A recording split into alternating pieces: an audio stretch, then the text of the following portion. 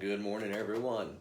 Hope your Wednesday is off to a good start and you've got a good cup of coffee with you wherever you are. I'm glad you're on Facebook with me this morning. For as much trouble as I think Facebook and Twitter, etc., causes in our society, I'm really glad that it's available for us this morning so that we can hopefully redeem this thing that we call Facebook and use it for some good. So like with last week, I'm going to read the sermon text for this coming Sunday and I want to explain a little bit about that, do some extra stuff that wouldn't ordinarily fit into a sermon. The text is just a succession from last week. It's from Mark 1. Mark 1, last week, I was talking about how Jesus called the first disciples and up on the north shore of the Sea of Galilee. And this just follows right after that, beginning with verse 21. And they went into Capernaum, and immediately on the Sabbath he entered the synagogue and was teaching. And they were astonished at his teaching, for he taught them as one who had authority, and not as the scribes. And immediately there was in their synagogue a man with an unclean spirit, and he cried out, "What have you to do with us, Jesus of Nazareth? Have you come to destroy us? I know who you are, the Holy One of God." But Jesus rebuked him, saying, "Be silent and come out of him." And the unclean spirit, convulsing him and crying out with a loud voice, came out of him. And they were all amazed, so that they questioned among themselves, saying, "What is this? A new teaching with authority. He commands even the unclean spirits, and they obey him." And at once his fame spread everywhere throughout all the surrounding region of Galilee.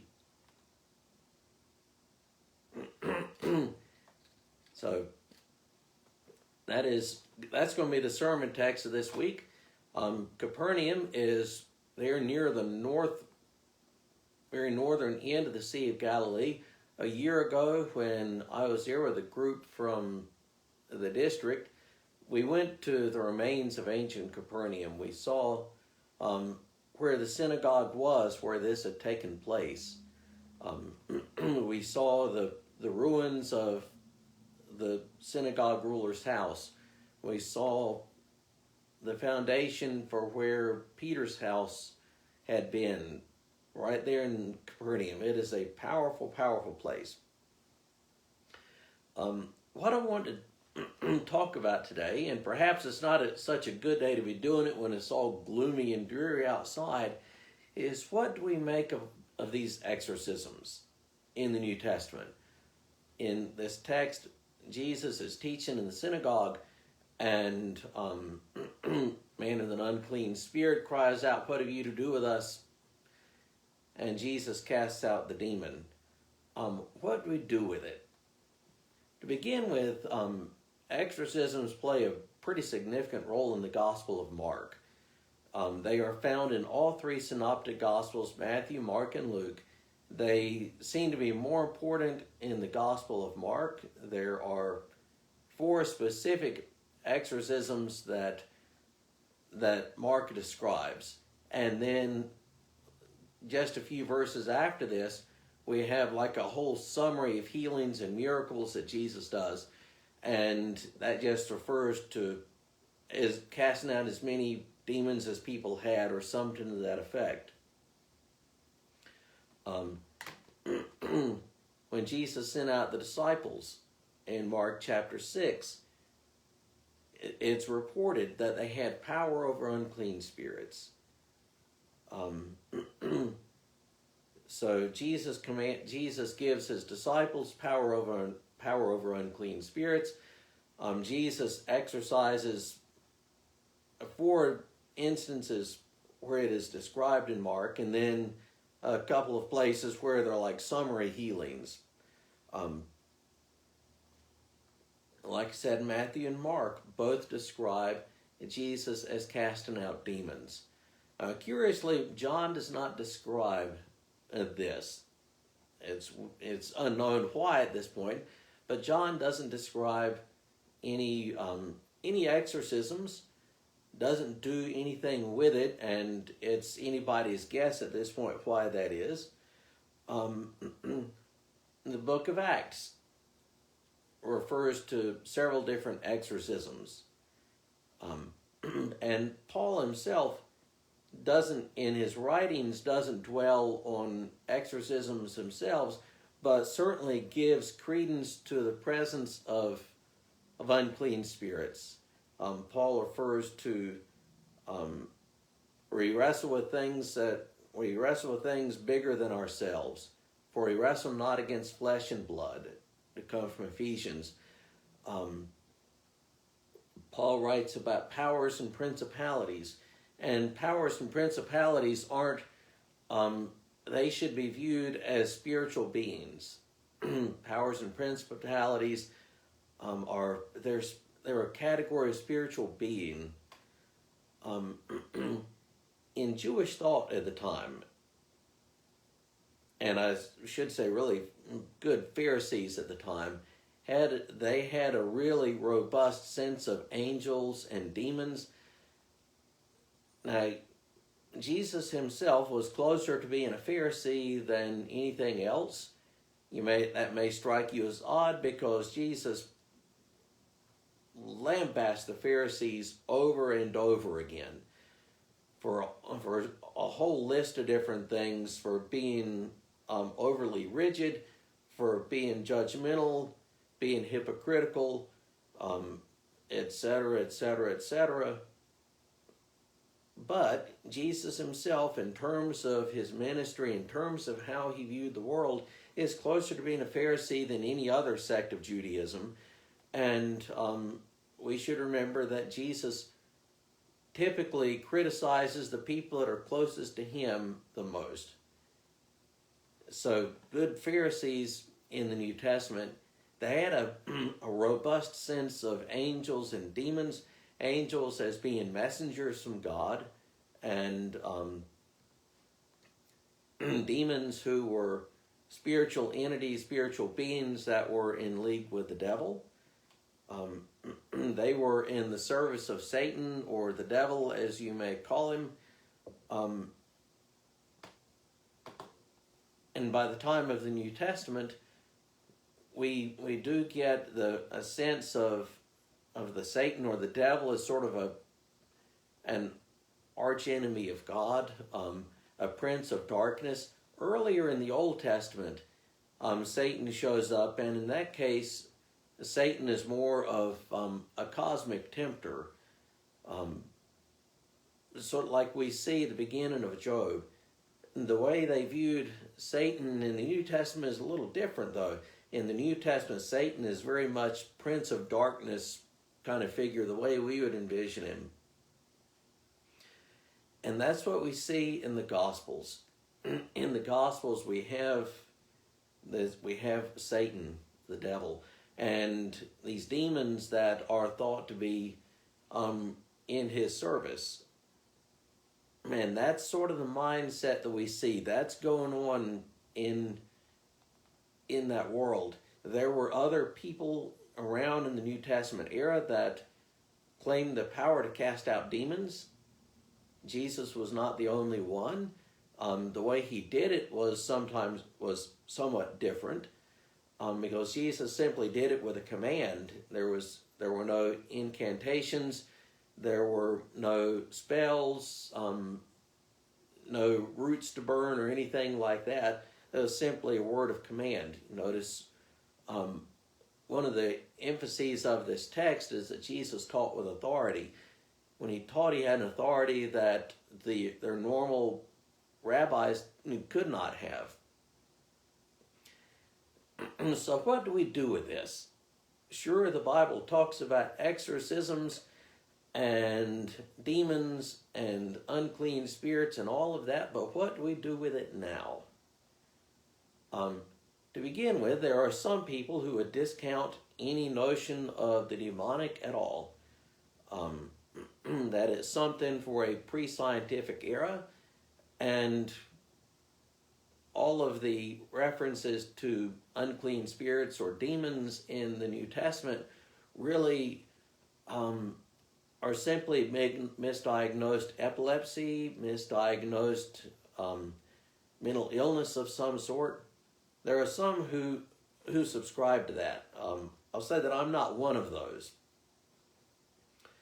I don't think we can toss out all of the exorcisms, all the demons and unclean spirits. I don't think we can toss them out.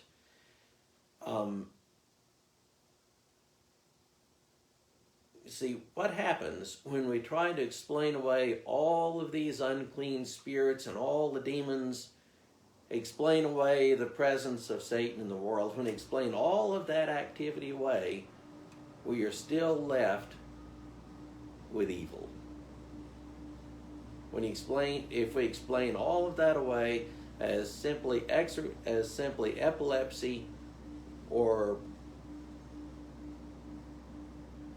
psychological illness or brain damage of some sort, if we explain all of that away, we are still left with obviously profound evil in the world that is unaccounted for. And so for me, I think we need to allow room for the devil to be around at work in the world, for there to be the demonic activity in the world. I have, in my own life, I have been once in the presence of someone that I thought was possessed.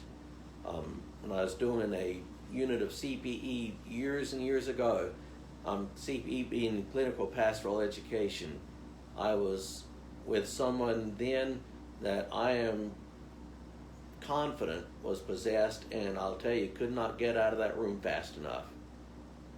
It's about the scaredest I've ever been. So what about exorcisms today? Do churches do exorcisms? Well, some churches do. The Roman Catholic Church has a rite of exorcism in their liturgies. They have a specified rite or liturgy for exorcism, and there are some priests that are trained to perform them, and you can go through the hierarchy of the Roman Catholic Church and you can get an exorcism.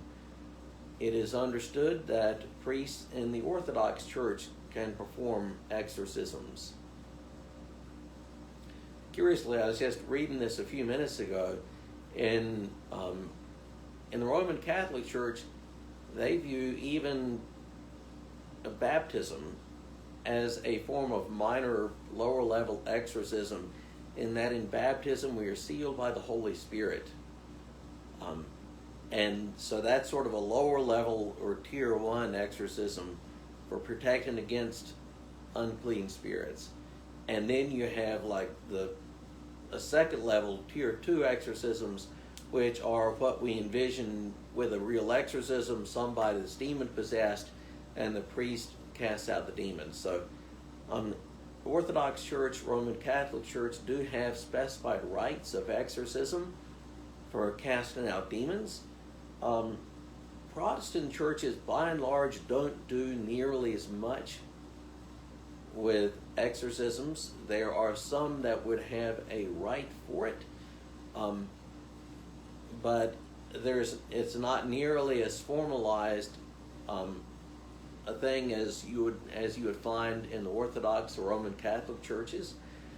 Our friends in the Pentecostal charismatic tradition tend to do more with demons and unclean spirits than most other Protestants. And they might use slightly different language.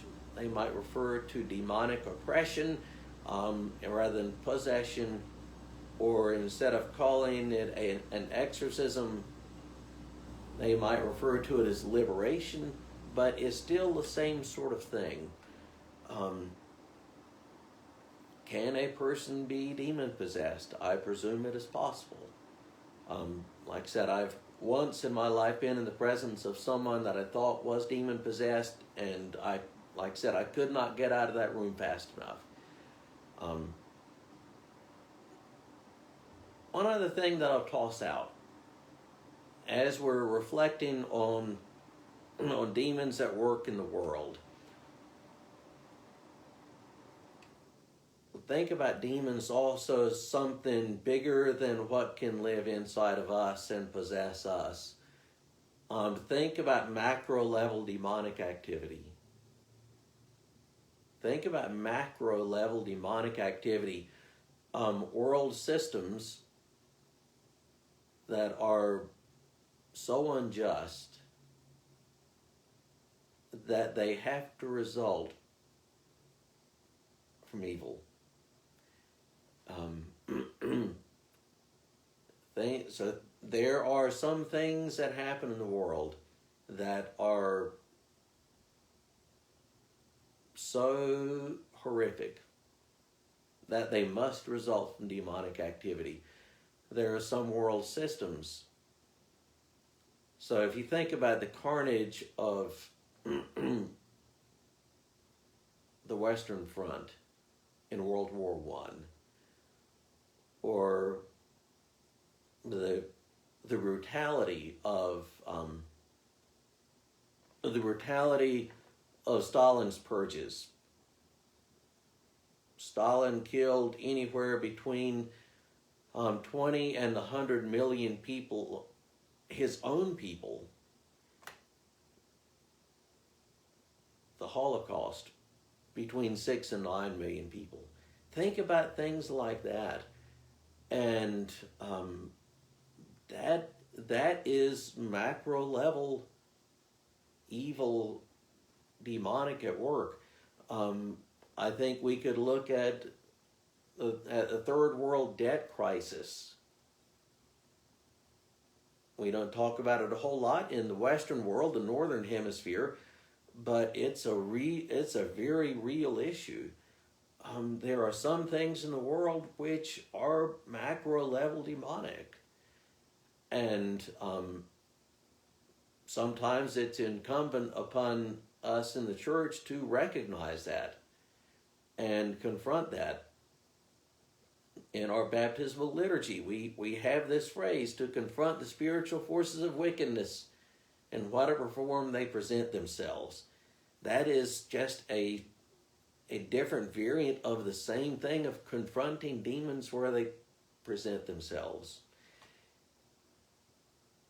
So what I'm going to leave you with is this.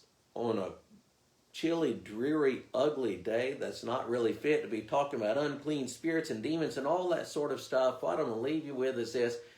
Greater is he who lives in you than he who is in the world. And that's the good news for Wednesday. Have a great day.